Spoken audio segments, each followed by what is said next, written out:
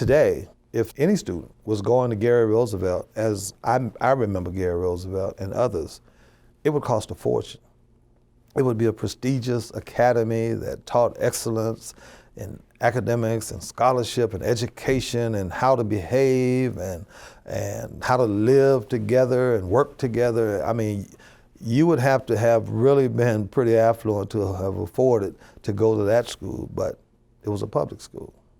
Most people remember Gary Roosevelt for his athletic prowess, winning championships and sending great athletes on out of the communities, the colleges and professionals and others, but there was also an excellence as it related to academics, as it related to extracurricular, the bands, the ROTC units, the high-Y clubs, everything, and everybody at Roosevelt strived for excellence. The school, the lawn, the buildings, it was clean, pristine, in fact.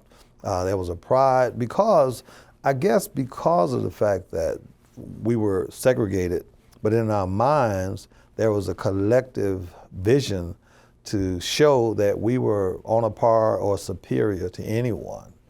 Often we would get textbooks and you'd look at the back of the textbook and it was stamped Lew Wallace High School, which was all white. So we knew it was a hand-me-down textbook. It may have not been the latest edition. Maybe the next after the new books came in, they went to Lew Wallace and they passed them down to us. But we had administrators and instructors who told us that the history in those books is not going to change. We want you to learn it.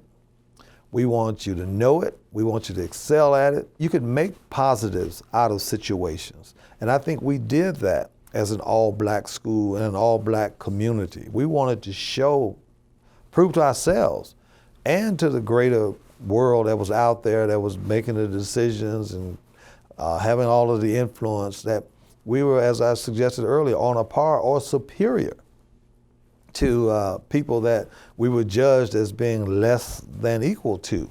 And so there were some great strides to be made by utilizing that as a motivating force to excel. Now, on the other hand, if you look at the fact that integration started to take place, then you can't just limit it to what was beneficial to you in high school.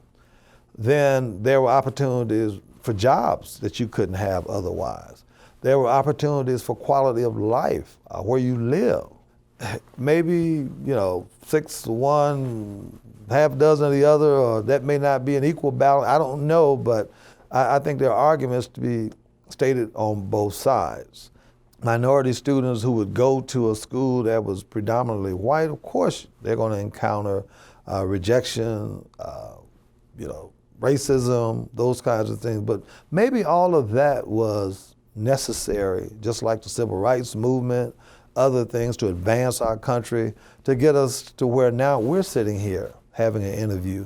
And it would have been unheard of when I got out of high school for me to have been the executive director of the Gary Chamber of Commerce.